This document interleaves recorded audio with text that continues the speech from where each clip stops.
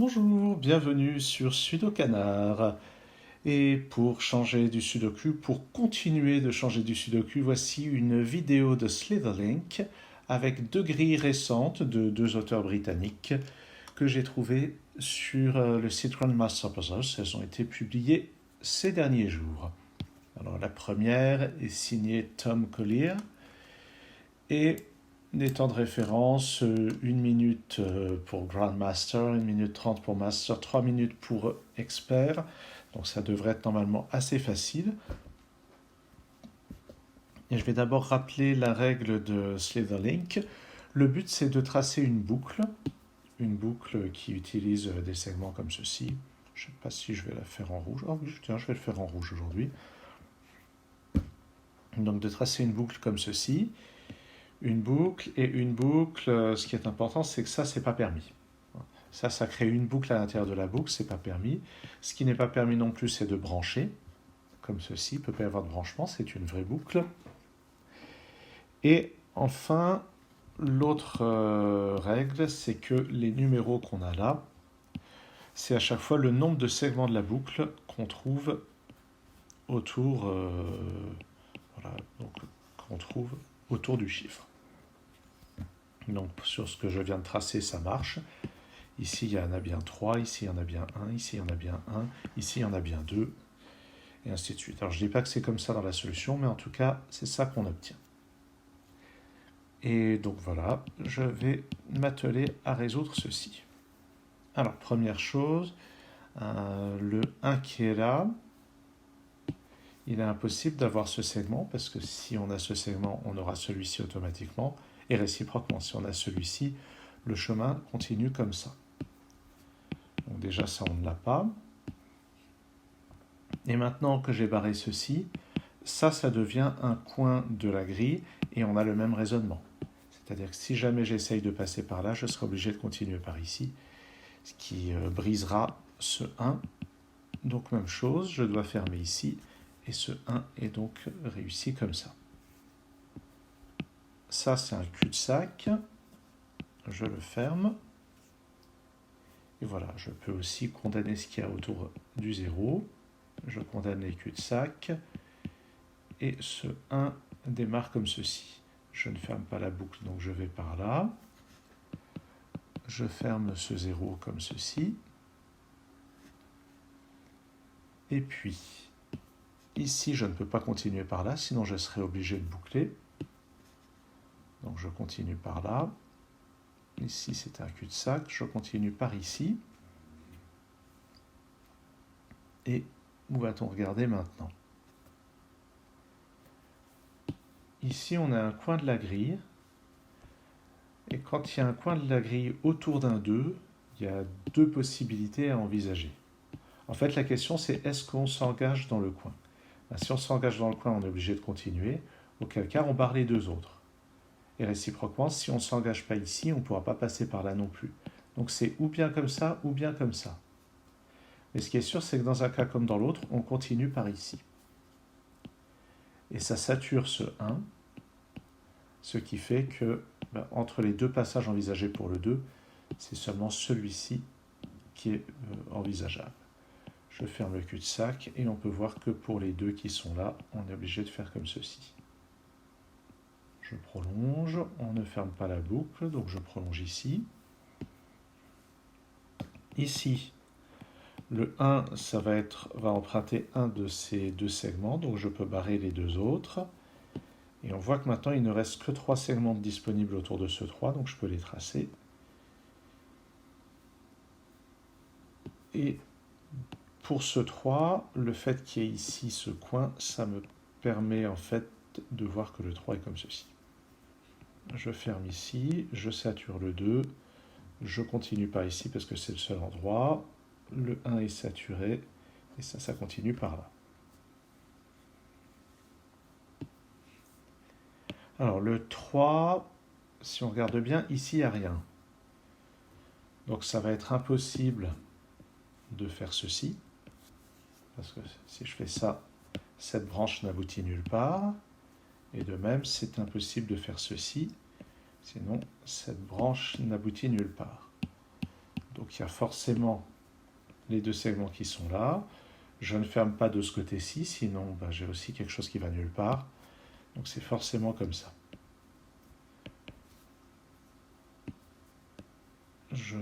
En bas, je suis obligé de passer par là. Et en haut, pour le moment, il y a ambiguïté. Par contre, ici, il n'y a qu'une seule manière de faire, c'est de passer par là. Et je ne sais pas encore si le deuxième segment de ce 2 est ici ou là. Alors, par contre, je peux faire quelque chose avec ce 0. Cul-de-sac, donc le 2 est saturé comme ceci, comme ça. Le double 3, il y a un théorème avec le double 3, c'est qu'on fait forcément ça, ça, ça et ça. Alors, est-ce que je le réexplique? Je suis presque tenté de renvoyer à une autre vidéo, ou bien je vous le laisse en exercice. Mais c'est le théorème du double 3, enfin du 3 côte à côte, que j'aurais d'ailleurs pu appliquer ici, mais j'en ai pas eu besoin. Bon, en gros, si on ne met pas celui du milieu, si on ne met pas le segment du milieu, on est obligé de faire une boucle autour des 2, 3. Donc ça explique le segment du milieu. Et si on suppose qu'on a un segment ici ou là, on doit se rendre compte qu'à un moment, il va y avoir un branchement. Je vous laisse compléter les détails. Ensuite, ça nous dit qu'ici, il n'y a rien. Donc le 3 se ferme comme ceci et l'autre 3 comme ça.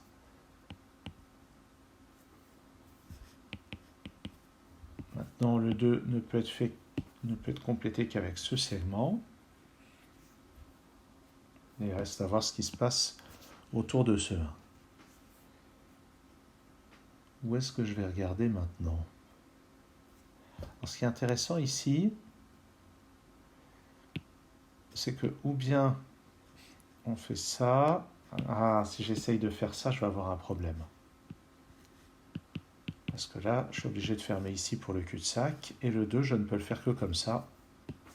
Et ici, je ne peux plus rien faire.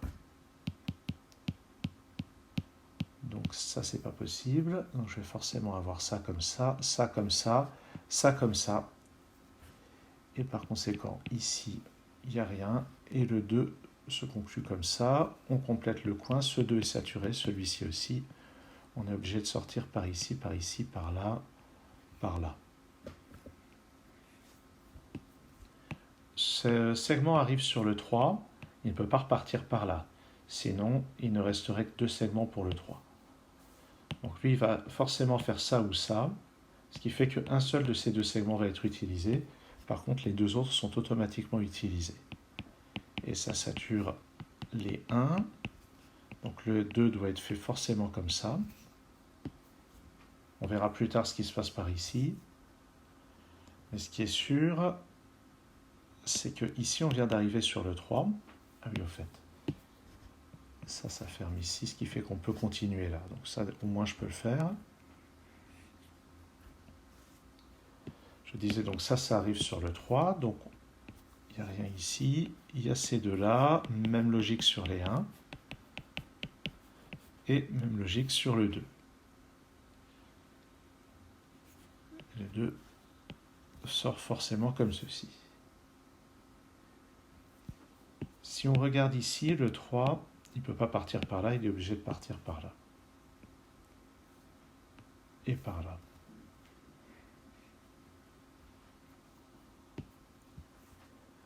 Où est-ce que je vais regarder maintenant? Il faudrait peut-être que je me décide à jeter un coup d'œil à ce qui se passe par ici. J'hésite un peu. Est-ce que je peux fermer ici?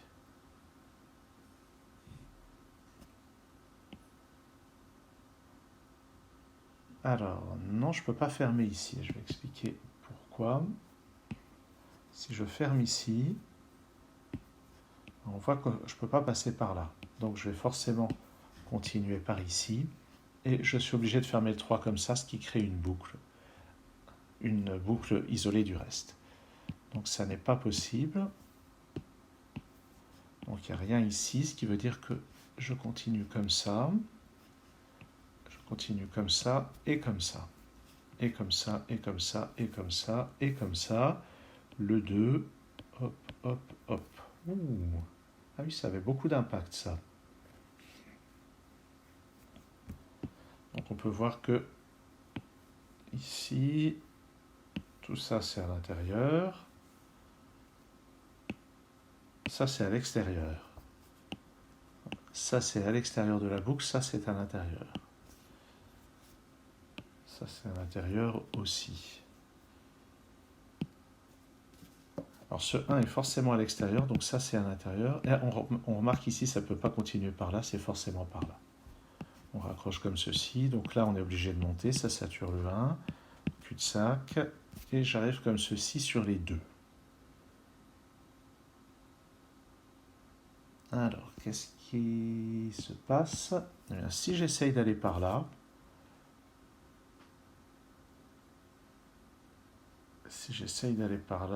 l'autre 2 sera forcément comme ça, ce qui fera partir ici. Et le 1, à ce moment-là, possède 2 segments, ce qui n'est pas possible. Donc je ne peux pas partir sur le coin pour le 2. Donc c'est forcément comme ça, comme ça. L'autre 2, puisque tout ceci n'a pas lieu, l'autre 2 nécessite ça, ça, ça, ça pour ne pas fermer, ça pour continuer. Le 1 est saturé, donc on repart par là, et on sature le 1. Et voilà, ça ferme la boucle. Et donc un Grandmaster est censé faire ça en 1 minute. Les gens ont l'habitude, c'est comme ça.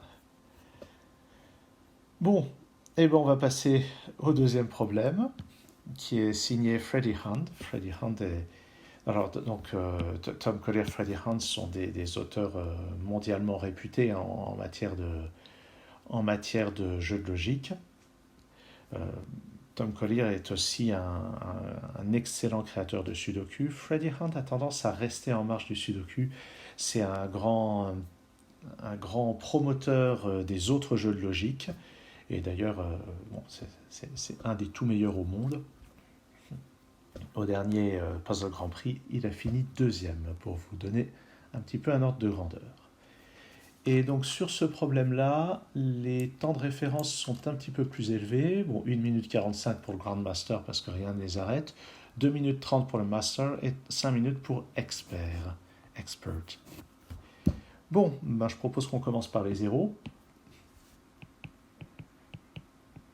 Et en particulier, ça nous donne le 3. Et ce 3 par ricochet nous donne les 2.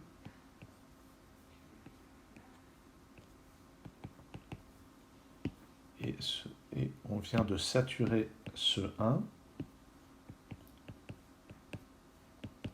Cul-de-sac. Ici, on voit que on ne peut pas partir par là, sinon il faut emprunter un deuxième segment. Cul-de-sac, donc on part par ici. Le 1 est saturé, cul-de-sac. De même, on ne peut pas utiliser le coin du 1. On ne peut pas utiliser le coin au niveau du 1. Et ça ne marche pas. Alors, pourquoi est-ce que ça ne marche pas? Eh bien, tout simplement parce que je n'avais aucune raison de continuer par là. En fait, ce 2, il faut qu'il continue. Donc, c'est comme ça. Et en fait, le 1 est comme ceci. Donc, en arrivant sur ce 1, ces deux segments sont impossibles, puisque on va continuer soit par là, soit par là. Et regardons un petit peu ce qui va se passer. Bon, ça je regarderai plus tard. On va regarder ce qui se passe au niveau de ce 3. Et il se passe quelque chose de similaire au niveau du 0 d'abord. Donc comme ça, on repart par ici. On ferme par là. Et puis là, il me semble qu'il va se passer quelque chose d'un petit peu topologique. Imaginons que je ferme ici. À ce moment-là, le bout de la boucle qui est là ne peut plus sortir par là. Il n'y a plus une seule issue de ce côté-là, ni par là. Il faudra bien que cette boucle aille rejoindre le reste. Et le seul endroit où la boucle peut rejoindre le reste, c'est par ici. Et ça pose un problème. Parce que pour rejoindre par ici, il faudra passer par ce carré et on pourra emprunter un seul segment de ce carré. Et il faut bien voir qu'ici, il y a deux morceaux.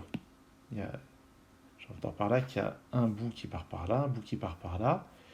Et au moment d'arriver par ici, ils ne peuvent pas sortir tous les deux, puisqu'il y a un seul segment à apprendre là-dessus. Donc il est impossible de fermer là. Donc voici un 1. J'ai saturé ces deux 1. Donc ça continue forcément par là, forcément par là, forcément par là, parce que si j'avais fermé l'autre, ce bout-là ne saurait pas où aller. Je suis obligé de continuer par là. Ce 1 est saturé. Je continue par là. Ce 1 est saturé. Je continue par ici. Et ce qu'on voit donc, c'est que maintenant, ce morceau de boucle, il n'y a plus qu'une seule extrémité. Et cette extrémité va pouvoir passer par là. Mais attention, ça ne va pas aller rejoindre ceci. Sinon, ça fermerait cette boucle. Et c'est surtout pas ce qu'on veut.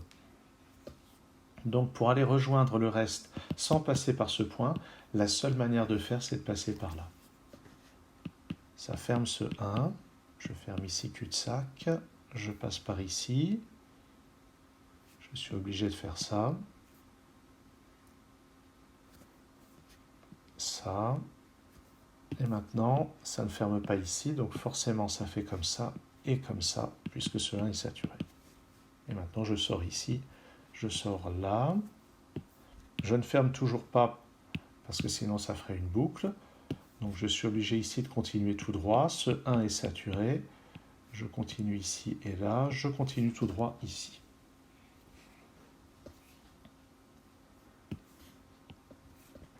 Ok. Donc cet argument de topologie, le fait qu'une boucle doit sortir d'une région, c'est très utile dans les Sliderlinks un petit peu plus avancés, comme celui-ci, même si évidemment il y a plein de gens qui ont l'air de trouver ça très facile. Regardons un peu ce 0. Ce qu'il a comme impact.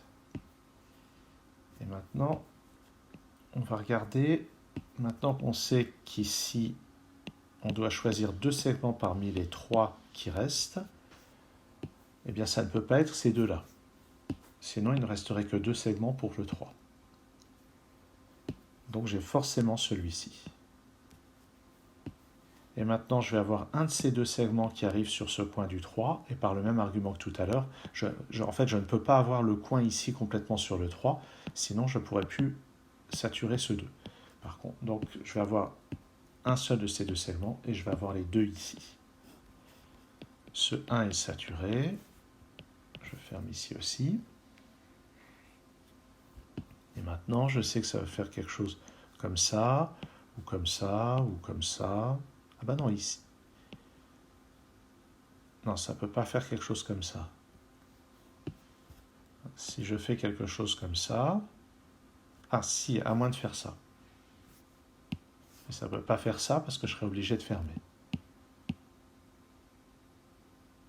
Bon. En fait, si ça pourrait faire ça. Je crois. Bon. C'est peut-être pas là que je suis censé regarder pour le moment. Je suis curieux de voir ce qui peut se passer autour de ce 2. On peut voir que ça n'est pas possible. Parce que sinon, ici, ça va nulle part. De même, ça ne peut pas être ça. Ça va nulle part. Ça ne peut pas être ça. Et ça ne peut pas être ça non plus. Parce que lui, il n'a nulle part où aller. Bref, ça ne peut pas être deux segments qui forment un angle droit. Donc c'est forcément deux segments parallèles, ça ou les autres. Mais ça, même chose, lui peut aller que par là, c'est impossible. Donc la seule possibilité pour ceux deux, c'est de faire ça. Et par conséquent, la boucle va s'achever comme ceci. On est obligé de continuer par là. Et là, il reste une ambiguïté. Est-ce que c'est comme ça? Ou est-ce qu'on ferme ici et qu'on continue comme ça? Alors, quelque chose me dit que ça serait dangereux de continuer comme ça. Parce qu'à ce moment-là, il faut faire ceci. Ici, à ce moment-là, on est obligé de continuer. Donc ici aussi. Et on est obligé de faire ça avec le 3. Et ça crée une boucle. Ça crée une boucle indépendante du reste. Donc ça n'est pas possible. Donc ce qu'il y avait là, ça n'est pas possible. Je suis obligé de faire ça et ça. Maintenant, est-ce que je rejoins ici? Je pense que non. Ah, au fait, si je ferme ici, on voit qu'ici il y a un cul-de-sac, donc je suis obligé de fermer là.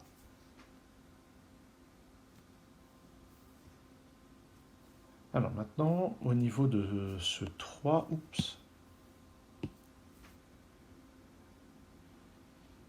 niveau de ce 3, c'est impossible d'avoir ça et ça. Alors, comment est-ce que je le sais? Ben, si je fais ça, je vais devoir fermer ici ou là.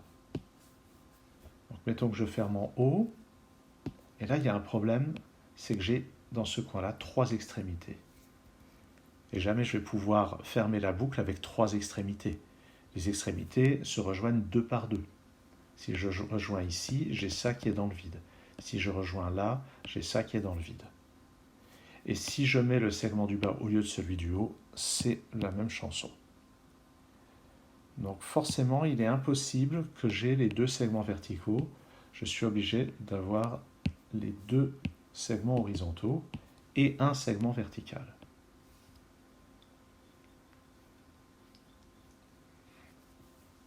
Donc une option envisageable, c'est de venir fermer comme ça. Mais ce qui me semble envisageable aussi, c'est de fermer ici et de continuer. Ah non! De même, si je ferme ici, je vais avoir un problème, parce que je suis obligé de continuer ici et là. Et comme ici, c'est fermé, je vais être obligé de continuer des deux côtés, ce qui dépasse ce que le 1 nous permet. Donc en fait, c'est fermé de l'autre côté, et ça fait comme ça. Maintenant, ici, il est interdit de fermer, donc je continue par là, et je suis obligé de continuer par là. Interdit de fermer ici, donc je continue par ici. Je suis obligé de continuer par là. Interdit de fermer ici, je suis obligé de continuer par là.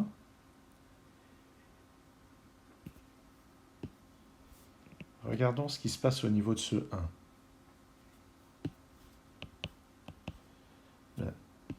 Ici, il y a un coin. Il est impossible d'emprunter un coin au niveau d'un 1. Cul-de-sac, donc j'ai ça. Et j'ai ça. Logique du 3, je suis obligé d'avoir ça et ça.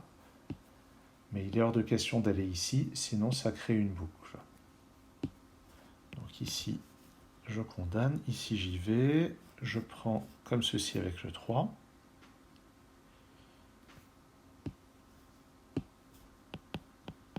Et pour saturer le 2, je suis obligé de passer par ici et je ferme le 3 comme ça. Maintenant, il va falloir décider comment j'arrange ces choses-là. Et si je ferme ici, j'ai un problème parce que non, c'est faisable. Je peux faire ce chemin ici.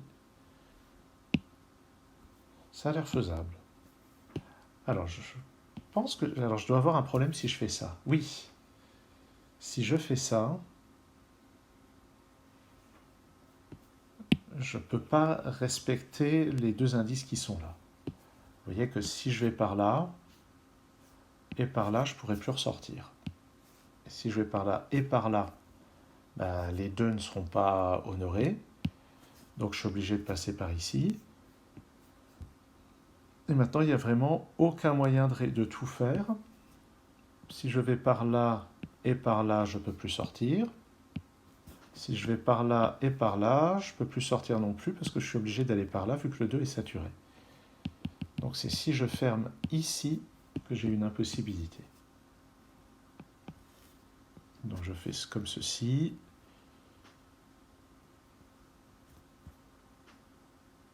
Et maintenant, alors il faut faire attention. Je ne peux pas faire un truc comme ça. Sinon, il n'y a rien du tout qui peut passer là pour saturer les deux. Je ne peux pas faire un truc comme ça, parce qu'à ce moment-là, je suis obligé de fermer ici, de continuer là. Je ne peux pas faire ça, évidemment. Et si je fais ça, ben, je suis obligé de fermer la boucle. Donc ça ne va pas. Donc je ne peux pas passer par ici, je suis obligé de passer par là. Et la seule manière, c'est de faire ça. Maintenant, je sature le 2 ici, je vais par là. Je suis obligé, je ne peux pas fermer la boucle, donc je continue le 1 qui est saturé.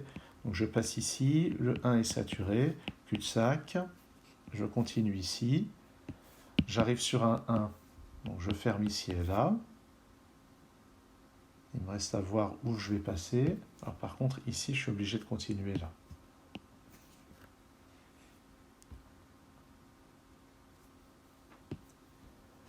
Les deux qui partagent un coin ici sont intéressants.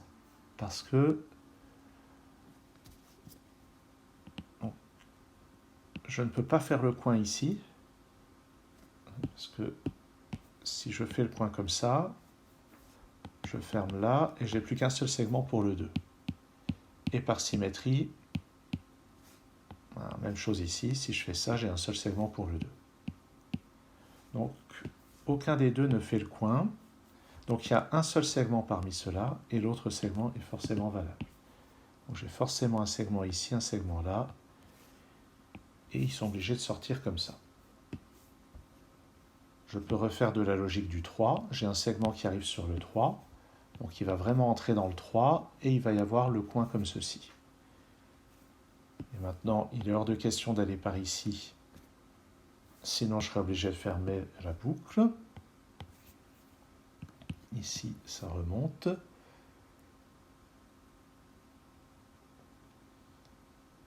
Alors, par où est-ce qu'on passe maintenant ?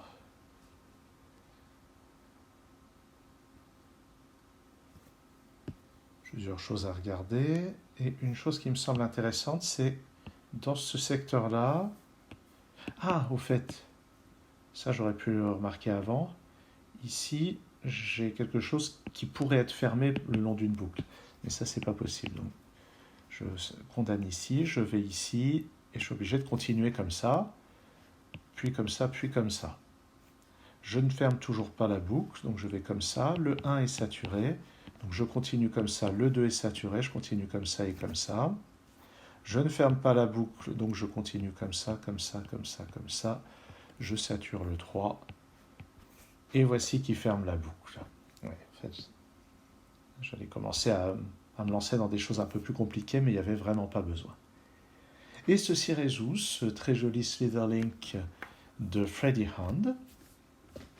Et je vais donc arrêter ici cette vidéo après avoir résolu ces deux problèmes. Donc on peut voir que je manque encore singulièrement d'entraînement. Certes, ça me prend du temps aussi parce que je donne les explications, c'est évident.